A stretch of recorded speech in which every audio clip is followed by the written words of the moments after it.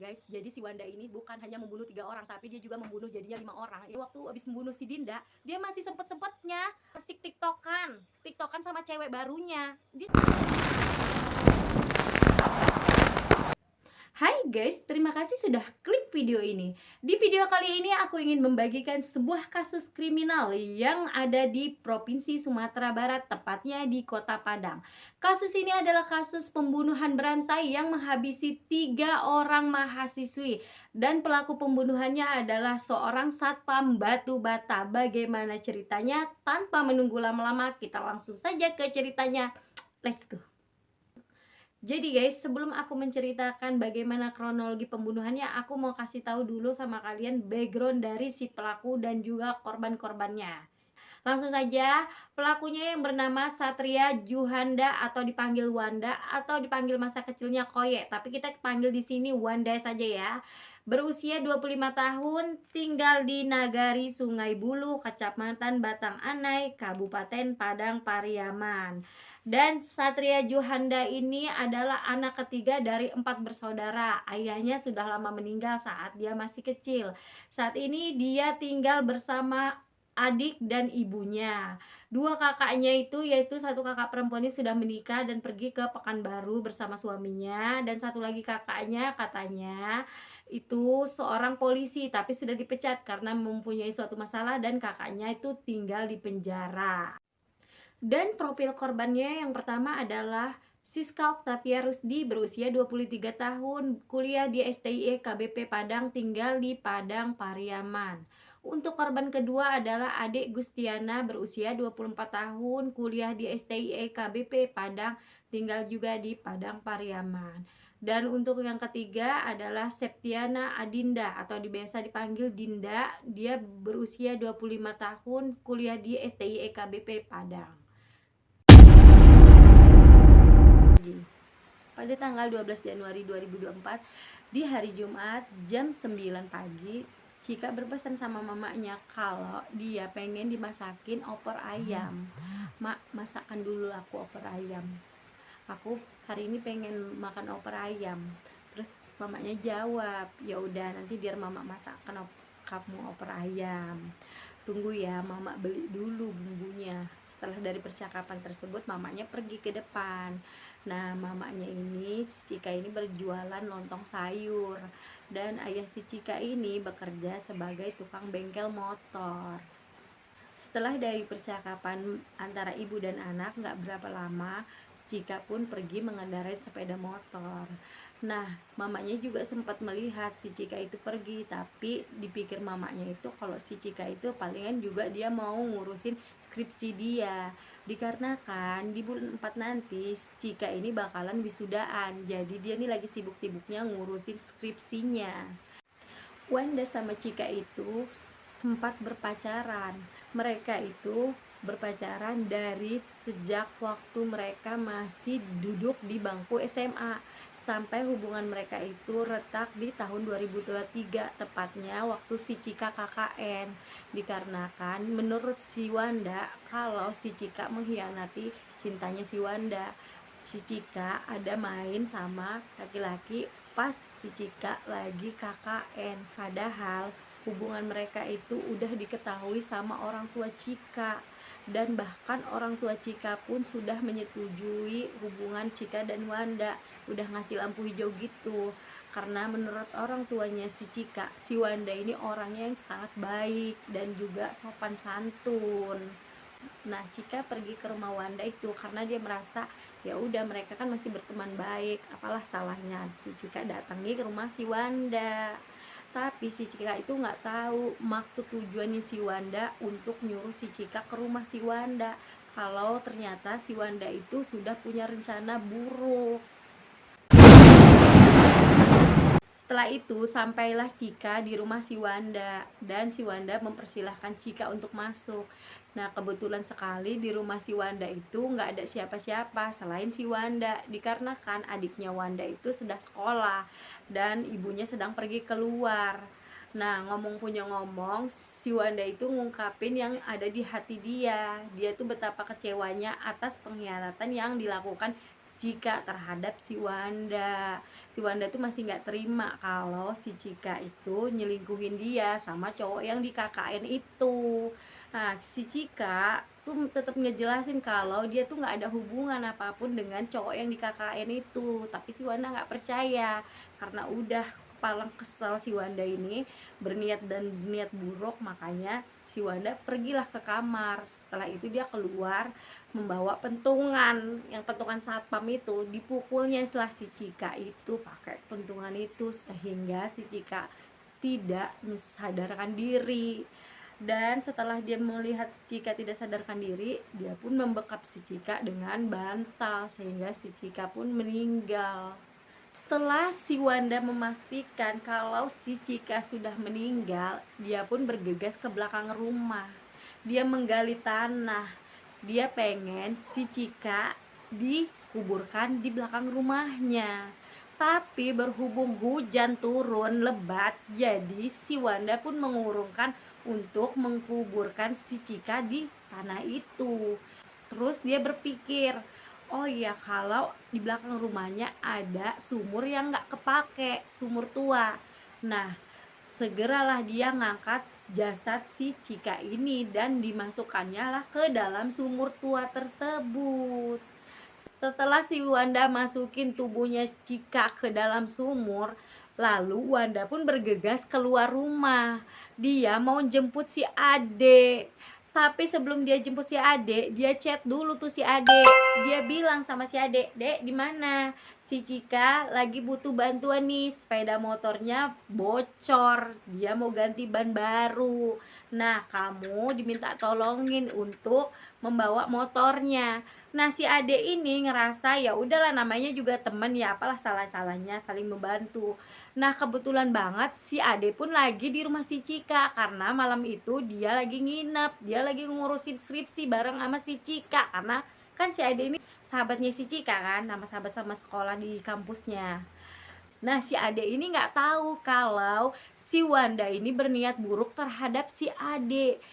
Kenapa si Wanda ini kesel sama si Ade? Dikarenakan dengar si Wanda kalau Cika sama cowok yang di KKN itu akibat dari comblangannya si Ade. Makanya si Wanda itu sakit hati juga sama si Ade dan berniat untuk membunuh si Ade juga. Sesampainya Wanda di depan jalan, karena mereka tuh janjiannya di depan jalan aja, di depan jalan gang rumah si Cika. Nah, habis itu si Ade pun bergegas ke rumah si Wanda. Selama di perjalanan, ya udah mereka ngobrol-ngobrol biasa aja. Setelahnya nyampe di rumah si Wanda, si Ade pun makin percaya karena dilihatnya sepeda motor si Cika masih ada di depan rumah si Wanda. Masuklah dia ke dalam rumah si Wanda. Setelah itu si Wanda pun bilang sama kalau kenapa jadi mak comblangnya untuk si Cika dan cowok yang di KKN itu. Tapi si Ade itu mengelak, dia bilang juga enggak, dia nggak jadi mak comblangnya. Nah, setelah itu si Wanda menunjukkan handphone itu dan si Ade nggak bisa berkata-kata apa-apa karena buktinya ada. Nah, karena udah kesel si Wanda itu, akhirnya si Wanda pun mukul kepalanya si Ade sehingga Ade pun tidak sadarkan diri, dan setelah itu dibekap juga sampai si Ade juga meninggal. Setelah si Ade meninggal, dia pun memasukkan jasad si Ade ke dalam sumur tua tersebut, sama kayak si Cika tadi dimasukin ke dalam sumur. Nah, dimasukin juga tuh jasadnya si Ade ke dalam sumur. Setelah melakukan 2 pembunuhan dalam 1 hari, si Wanda itu bersikap biasa aja. Dia tuh gak mau kelihatan kalau dia habis membunuh 2 orang sekaligus. Jadi dia tuh seperti pembunuh yang udah profesional banget, ya kan. Padahal sebelum-sebelumnya dia katanya belum pernah melakukan pembunuhan itu, dan baru itulah dia melakukan pembunuhan tersebut. Nah, di malam harinya, masih di hari yang sama ya, ibunya si Cika ini gelisah karena anaknya nggak kunjung juga pulang. Tadi pagi kan anaknya mau pesen makan opor ayam, sedangkan opor ayam udah dibuat tuh sama ibunya si Cika. Nah, ibu si Cika ini nyuruh sama adiknya, coba dulu telepon kakakmu, kok belum juga pulang. Nah, diteleponlah sama adiknya. Setelah ditelepon katanya nomornya nggak aktif, mak, nomor kakaknya nggak aktif. Coba dulu telepon dulu si adik itu. Teleponlah lagi nomor si adik, taunya juga nggak aktif sama. Ya udah, mamanya nyuruh adiknya untuk telepon si Wanda. Coba tuh telepon dulu Bang Wanda, mana tahu Bang Wanda tahu. Teleponlah si Wanda. Nah, halo, assalamualaikum. Nak, ada kamu lihat Cika? Oh iya ada bu, tadi pagi aku lihat dia sama si Ade di depan jalan. Tapi karena aku ada urusan, aku buru-buru jadi aku pulang ke rumah, nggak tahu lagi aku mereka kemana. Alasannya gitu. Jadi katanya alasannya dia jumpa sama si Cika sama si adik depan pasar, depan jalan. Cuma karena si Wanda ini buru-buru nggak ditanyanya, jadi dia katanya langsung dia pulang ke rumah, jadi nggak tahu dia kemana, cuma nengok aja gitu. Ih, pinter kali lah kau berbohong ya. Rupanya si Cika belum pulang bu. Belum, entahlah ini nomornya pun tak aktif. Oh ya udahlah bu, biar aku kesana ya bu, nanti kita cari sama-sama. Pinter banget itu nipunya. Nah, datang tuh si Wanda ke rumah si Cika dan dia menyarankan orang tua si Cika untuk lapor ke polsek untuk melaporkan kalau kehilangan si Cika. Ya udah, namanya orang tua yang ngikutin lah, apalagi anaknya anak gadisnya nggak pulang-pulang ya kan. Pergilah tuh, dan perginya bersama si Wanda. Setelah itu polisi ya menerimalah laporannya ya kan. Sudahlah 5 hari, pergilah orang tuanya Cika ini ke dukun, atau bila jelasnya ke orang pintar.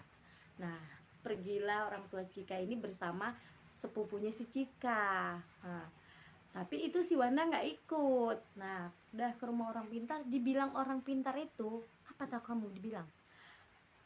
Cika ada di rumah si Wanda, disembunyikan si Wanda. Terkejut lah ya kan keluarganya si Cika ini, kok bisa? Tapi padahal si Wanda ini kan juga yang membantui mencarikan ke polisi. Tapi karena rasa penasaran, oh, ya udahlah, kayak manapun juga dirundingkan sama keluarga, ya udah kita datangnya aja rumah si Wanda. Setelah itu keluarga Cika pun bergegas ke rumah si Wanda. Nah, terus menyampaikanlah tuh sama si Wanda maksud hati sesuai instruksi si orang pintar tadi. Nah, si Wanda pun memberi izin untuk keluarganya melihat, silakan boleh dicari kalau memang betul ada Cika di rumah ini. Bahkan si Wanda itu ngasih tahu sama keluarganya si Cika kalau itu di belakang ada sumur tua katanya yang nggak kepake juga, katanya boleh dilihat atau semuanya boleh katanya gitu. Dia nunjukin dapur dia nunjukin sumur tua dia. Tapi berhubung sudah waktunya malam dan kondisi mamanya si Cika ini drop banget karena dia kelelahan ya, memikirin juga anaknya dan gak enak badan. Akhirnya mama si Cika ini nyuruh keluarganya, udahlah yuk kita pulang, kayaknya nggak ada, karena udah ditengok tuh dalam rumahnya aja kan, orang tuanya ini nggak nengok yang di sumur itu. Akhirnya pulanglah mereka. Nah, hari berganti, bulan berlalu ya kan. Namun kabar dari polisi belum juga ditemukan si titik terang si Cika ini sama si Ade. Nah, karena terus memikirkan si Cika ini, ayah si Cika pun jatuh sakit. Dan setelah itu ayah si Cika pun meninggal setelah kepergian anaknya 9 bulan ya. Nah, ya ampun, kasihan banget ya orang tuanya sampai memikirkan gitu. Tapi di hari raya ya berikutnya, si Wanda itu tetap masih datang ke rumah si Cika, tetap berbaik sama keluarga si Cika. Bahkan Wanda itu ngasih THR buat adiknya si Cika. Pinter banget nih emang manusianya, nggak tahu lah. Nah, dia tuh tetap berperilaku baik di keluarganya si Cika.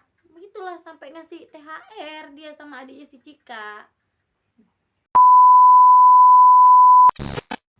Pada tanggal 15 Juni 2025, tepatnya di hari Minggu, jam 11 siang, Si Septia Adinda ini atau biasa dipanggil Dinda itu pergi ke pesta pernikahan bersama kedua orang tuanya, itu pernikahan saudaranya. Nah, setelah itu pulang dari pesta pernikahan, orang tuanya itu nyuruh si Dinda untuk ikut ke rumah tantenya, tapi si Dinda bilang sama orang tuanya, sama mamanya, kalau dia ada urusan sebentar mau bertemu temennya. Udah mak, mama duluan aja, nanti aku nyusul ke rumah tante, karena mereka mau ke rumah tantenya ya kan. Ya udahlah, orang tuanya pun nggak berpikir yang macem-macem.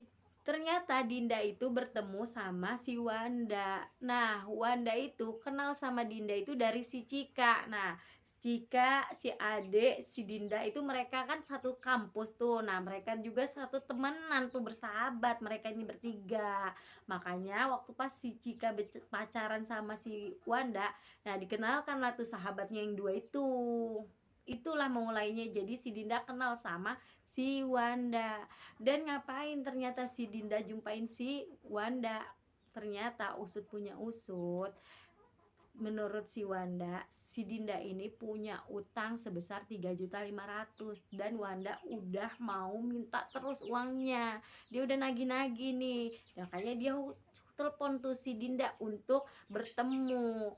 Nah, bertemulah si Dinda sama si Wanda di kebun-kebun. Setelah itu si Dinda pun mengutarakan kepada si Wanda kalau dia belum punya uang untuk membayar hutangnya tersebut. Tapi si Wanda marah, dia minta tetap hari ini harus dibayar, dia nggak mau lagi besok ke besok ke besok gitu. Nah, karena saking kan si Dinda bingung ya kan, dia bingung mau membayarnya karena dia belum ada uangnya. Nah, dia tuh memohon juga terus sama si Wanda, tapi si Wanda nggak mau tahu dan dia akhirnya membunuh si Dinda. Karena dia tuh udah biasa membunuh yang pertama tuh si Cika sama si Ade, dia merasa nggak ketahuan, jadi yang ini pun pasti juga nggak ketahuan. Dia salah sangka, ternyata tuh taunya ketahuan kan. Nah, dibunuhnya lah si Dinda ini, dipukulnya pakai yaitu alat yang biasa dia pukul itu tadi, pentungan itu pukulnya. Tapi kali ini lebih banget kurang ajarnya ya, lebih banget iblisnya itu si Wanda itu. Dia potong-potong, dimutilasinya tuh bagian tubuhnya si Dinda menjadi 10 bagian. Dia pikir tuh si Dinda itu ayam yang dipotong-potong. Kalau ibu-ibu tuh iyalah, Bang ini potong makan ya, bisa jadi 10 nggak? 10 bagian. Oh iya Bu, ini kayaknya cukup, ini bisa 10 atau 12 bagian. Kok jadi ayam yang dibahaskan? Ngawur deh. Nah, setelah dipotongnya tuh 10 bagian, dia masukin tuh ke dalam karung, tapi nggak semua ke karung itu, dia bagi-bagi tuh, yang kepala, yang tangan, yang paha, dibagi-baginya. Nah, terus si Wanda buang tuh bagian tubuhnya si Dinda, tapi nggak langsung dia buang semuanya. Dia buang tuh di Sungai Anai, dia buang tuh sekarung bagian badan sama tangannya. Setelah itu jarak 3 km dari dibuang yang pertama, dia buang selanjutnya sampai habis tuh 10 bagian. Nah, setelah itu di malam harinya orang tuanya si Dinda ini juga gelisah karena anaknya nggak kunjung pulang, ditelepon juga nggak aktif-aktif. Nah, orang tua si Dinda ini melaporkan juga lah kejadian anaknya hilang ini ke polsek terdekat. Pada tanggal 17 Juni 2025, warga digegerkan dengan penemuan jasad manusia, potongan tubuh manusia di Sungai Anai. Jadi yang nemuin itu adalah pekerja penambang pasir. Dia pikir tuh, ditengok di karung, pikirnya itu boneka. Pas dia buka ternyata itu bagian tubuh manusia tanpa kepala dan juga tanpa tangan. Nah, segeralah warga itu melaporkan kejadian penemuan itu kepada polisi dan tidak menunggu waktu lama, polisi pun langsung datang ke TKP. Selang beberapa jam kemudian, warga ditemukan kembali dengan potongan tubuh manusia. Kali ini potongannya itu tangan, lengan, dan paha. Juga belum ditemukan kepalanya. Nah, warga itu melaporkan juga penemuan itu kepada polisi, dan setelah itu polisi pun melihat bagian tubuhnya. Polisi juga menghimbau kepada warga jika ada keluarganya yang merasa kehilangan, boleh segera melapor ke polisi. Nah, nggak butuh waktu lama, berita itu pun tersebar sampai di telinga keluarga si Dinda. Nah, merasa anaknya juga belum pulang-pulang. Nah, orang tuanya itu pergilah ke rumah sakit untuk melihat bagian tubuh itu. Walaupun bagian tubuh itu belum ditemukan kepalanya, karena hanya bagian anggota tubuh dan tangannya saja. Tapi ciri-ciri dari bagian tubuh itu bisa diketahui dari si cincin. Cincinnya ada dari sininya, terus ada cincinnya itu cincin plastik diukir. Nah, setelah itu orang tuanya si Dinda tuh ngeliat tuh, ya kan, namanya orang tua ya pasti mengenalin lah tubuh anaknya, ya kan. Nah, setelah tengok tuh, iya betul saja itu tuh tubuh anaknya si Dinda. Nah, hancurlah perasaan orang tuanya si Dinda, ya kan. Nah, diyakini juga tuh sama temennya si Dinda. Nah, temen si Dinda ini tahu kalau itu memang betul si Dinda, karena temennya tahu tuh cincin yang custom itu, ya. Nah, temen si Dinda juga bilang kalau sehari sebelum si Dinda hilang ini, si Dinda ini sempat cerita sama temennya kalau dia mau pinjam uang ke bank, yaitu dia mau ngagungkan surat BPKB dia mau pinjam 20 juta. Cuma dia nggak bilang kalau untuk buat bayar utang. Nah, nggak butuh waktu lama, akhirnya polisi pun mengungkap siapa pembunuhan mutilasi si Dinda ini. Nah, ditemukanlah namanya, yaitu si Wanda. Setelah itu didatangi polisi lah rumah si Wanda pada jam 2 malam. Nah, si Wanda itu karena nanti baru tertidur ini terkejut-kejut lah gitu lah, ya kan. Tiba-tiba ya udahlah, dia nggak bisa lagi berbuat apa-apa karena di rumahnya itu udah dikerumunin sama polisi. Akhirnya dia pun mengaku kalau dia telah membunuh si Dinda. Bahkan ya, ini yang paling membagongkan lagi, si Wanda ini waktu habis membunuh si Dinda, dia masih sempet-sempetnya orang tuanya si Dinda itu nyari-nyariin anaknya, dia malah apa? Asik tiktokan sama cewek barunya. Dia cepet langsung lupain si Cika, dia tuh langsung punya pacar baru. Kan iblis banget itu orang ya. Nah, si Wanda juga mengakui ke polisi kalau dia bukan hanya membunuh si Dinda, tapi dia sebelumnya, setahun setengah sebelumnya, dia tuh udah membunuh 2 wanita. Ya, itulah si Cika dan si Ade. Dan jasad keduanya itu ada di belakang rumahnya, yaitu di sumur tua. Sampailah berita ini juga kepada keluarganya si Cika dan keluarganya si Ade. Segeralah ibunya si Cika itu mau mendatangi rumah si Wanda. Tapi 500 meter sebelum rumahnya si Wanda, ada warga yang bilang sama ibunya si Cika kalau memang benar itu jasadnya si Cika, anaknya yang hilang selama 1 tahun setengah, yang gak kunjung pulang. Nah, betapa terkejutnya lah tuh ibunya si Cika kan. Nah, habis itu ibunya si Cika pun serangan jantung dan dilarikanlah ke puskesmas. Tapi sayang disayang, ibunya si Cika itu meninggal di puskesmas karena dia tidak sanggup dengarkan kalau anak yang dinanti-nantinya ini meninggal. Nah, setelah itu polisi pun berinisiatif untuk membongkar sumur tua itu. Dan setelah dibongkar, ternyata jasadnya si Cika dan si Ade ini hanya tinggal tulang belulang. Guys, jadi si Wanda ini bukan hanya membunuh 3 orang, tapi dia juga membunuh jadinya 5 orang, yaitu ayahnya si Cika, ya kan, yang kepikiran tuh sama anaknya, jadi meninggal kan ayahnya kan, karena stres mikirin anaknya nggak pulang-pulang. Dan tuh lagi mamanya si Cika, karena terkejut ya kan, jadi meninggal juga kan. Apa enggak, ya ampun, kasihan banget keluarganya si Cika ini gara-gara ulahnya si Wanda ini. Cocoknya itu si Wanda itu dihukum mati aja, nggak usah lagi pakai apa tunggu-tunggu lagi, ya kan. Buat kalian juga yang dengerin kan, apa nggak gerem nengokannya. Nah guys, sampai di sini dulu ya cerita aku. Semoga kalian semua suka dengan cerita aku. Nanti aku akan lanjutin dengan cerita-cerita yang terbarunya. Terima kasih semuanya. Assalamualaikum.